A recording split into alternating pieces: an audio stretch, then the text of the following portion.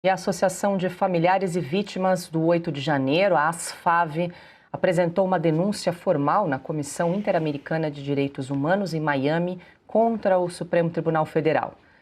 A ASFAV alega que o Supremo está aplicando penas desproporcionais e elevadas aos réus e presos pelos atos do 8 de janeiro, caracterizando-as como perseguição política.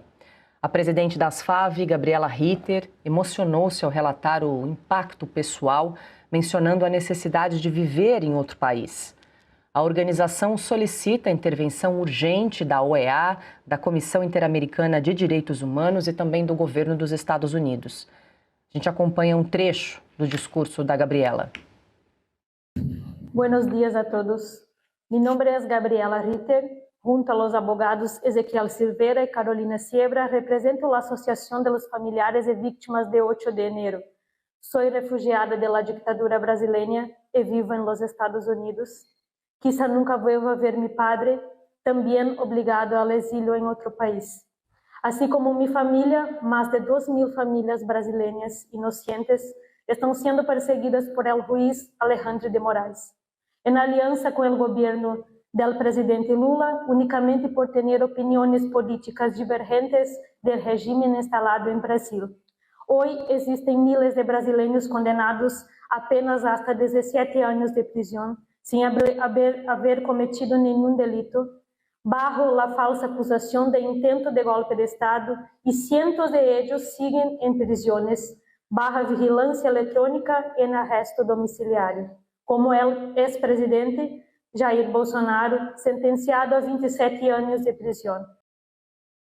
Silvio, importante esse relato, esse registro, da ASFAV, que é a Associação de Apoio, aos Familiares e Vítimas do 8 de janeiro, essa entrega dessa denúncia, que não é a primeira vez, outros advogados também já recorreram aí a cortes internacionais, para chamar a atenção do que está sendo, do que acontece já no Brasil por parte do Supremo em relação aos presos e envolvidos no 8 de janeiro.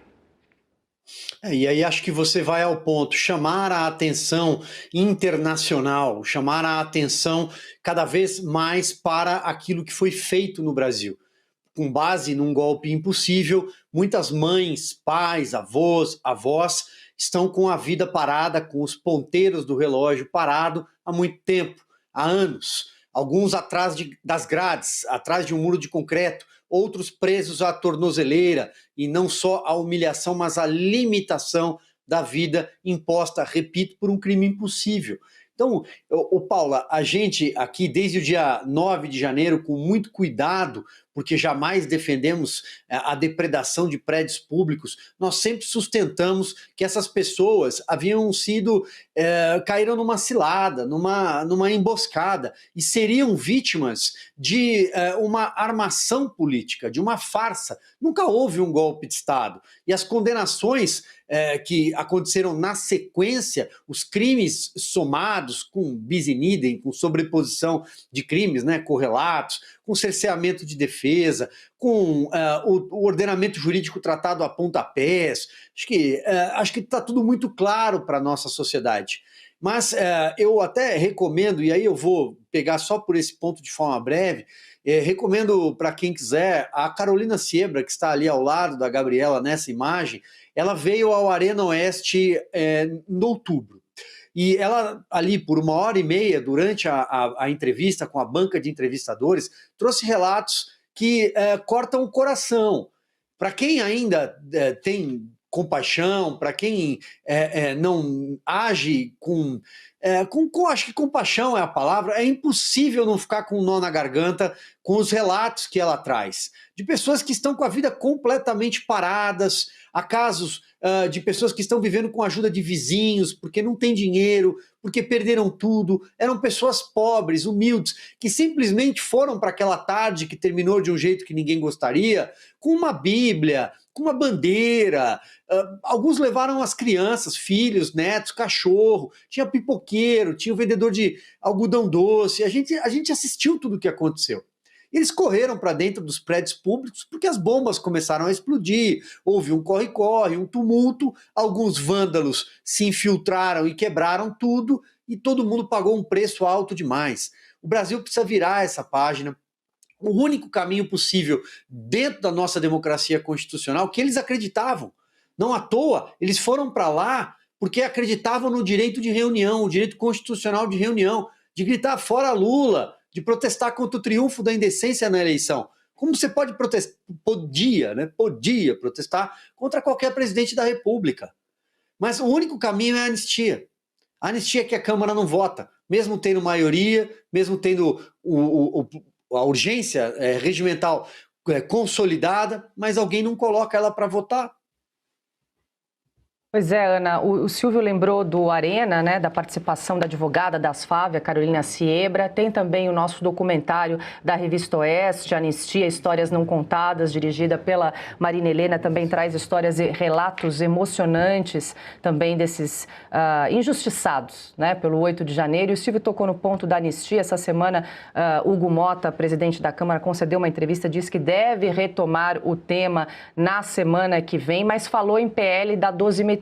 Falou em projeto de lei de redução de penas, que a gente lembra, o relator é o deputado Paulinho da Força. Essa deve ser a nossa primeira pauta, né? Eu sei que fica muito difícil. O Brasil nós temos tantos pratinhos, né, para a gente ficar rodando, tanta coisa para a gente discutir, para a gente consertar, para a gente propor soluções, para a gente debater, que não tem. Se abrirmos uma lista de prioridades para o Brasil, nós teremos vários, né, números uns. Segurança pública, a pauta da anistia, mas entre a celeridade de tocar qualquer projeto hoje no Congresso, eu acho que, antes de tudo, nós precisamos fazer pressão pela pauta da anistia, e que o Hugo Mota não venha com essa bobagem de dosimetria, porque ele não foi eleito sob a batuta da pauta do projeto da dosimetria. Ele prometeu o projeto da anistia. Mas ele já venceria. Não. Houve, sim, os conchavos políticos, e ele prometeu que pautaria o projeto da anistia, que é a prioridade hoje no Brasil. Imagina, nós temos um ex-presidente que foi condenado a 27 anos de prisão, e nós não sabemos como, porque não tem prova, não tem devido processo legal, foi um golpe dentro do golpe, a minuta do golpe que não existe. Ontem falávamos aqui do ministro Alexandre de Moraes, né, absolvendo um dos réus, né, no núcleo lá dos Kids Pretos, e ele dizia: não, eu estou absolvendo por falta de provas. Onde estão as provas para condenar o presidente Bolsonaro a 27 anos de cadeia, o maior líder da direita hoje no Brasil? Então, Paula, é um projeto que nós precisamos continuar falando. Continuemos falando sobre segurança pública, que é uma pauta importante de décadas. Mas, como o Silvio sempre fala, essa história do Silvio que ele contou para a gente, do relógio, que a pessoa tirou ali, a esposa tirou a pilha e disse: não, vai ficar parado nessa hora, no dia 8 de janeiro, porque a minha vida parou. E todos os dias que nós sentamos aqui para falar de qualquer assunto, Alexandre de Moraes, USS Ford, Donald Trump, narcoterrorismo, as vidas dessas pessoas estão paradas, como um relógio quebrado, como um relógio sem pilha, só que elas estão paradas dentro da cadeia, com tornozeleira eletrônica. Pais, avós, filhos, tios, madrinhas, padrinhos, tudo parou. E o Hugo Mota fala que talvez ele paute, que ele não venha com essa, perdoem o meu francês, com essa palhaçada de dosimetria. Não foi isso que ele prometeu. Agora, esperar o quê de um deputado que votou contra a Constituição brasileira e a favor da manutenção do então deputado Daniel Silveira à prisão, manutenção de uma prisão ilegal e inconstitucional? Esperar o quê? Temos que seguir fazendo pressão nele. Alguma chance dessa denúncia formal entregue pela ASFAV à Comissão Interamericana de Direitos Humanos prosperar?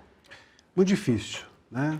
Muito difícil. Em tese, tudo é possível, mas na prática não é assim que acontece. Essas denúncias elas servem muito mais para visibilizar o caso no cenário internacional, e isso tem uma função, porque você visibilizando o caso no cenário internacional político, você consegue aderência de uma mídia internacional, você conseguindo aderência de uma mídia internacional para o assunto, pautando o assunto na mídia internacional, alguns veículos que teimam, né, em ignorar esse assunto dentro do Brasil, acabam se obrigando a falar nisso. Então, enfim, isso cria um debate público a respeito do tema, mas uma efetiva medida da OEA a respeito disso é muito difícil. Vamos lembrar que o Pedro Vaca veio aqui, né? Estava falando com o Piotr disso. Começo do ano, fevereiro.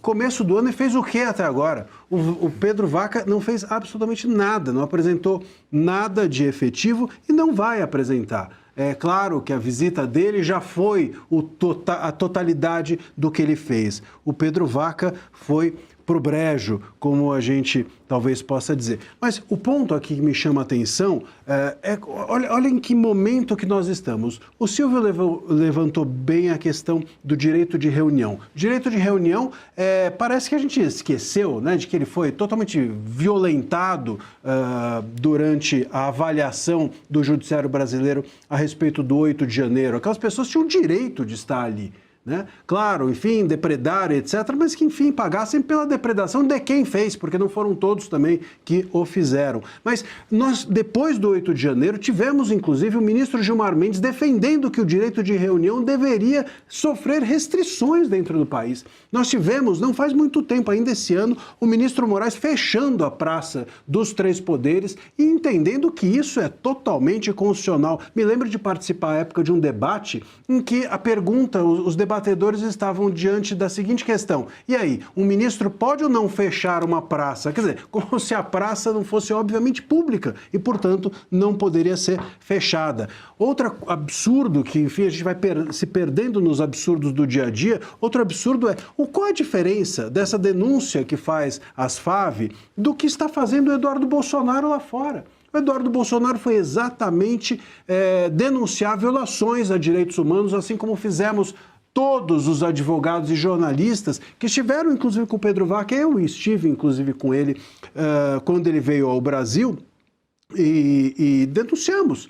Qual é a diferença dessa denúncia, da denúncia que fez a ASFAV ou da denúncia que está fazendo o Eduardo Bolsonaro lá fora? Então, o problema é esse, não apenas nós não temos uma efetividade, uma medida efetiva de nenhum organismo exterior, como também os organismos interiores, os nossos, os pátrios, o STF, o Judiciário, eles ainda perverteram todos os direitos que nós tínhamos consagrados, como, por exemplo, o de reunião.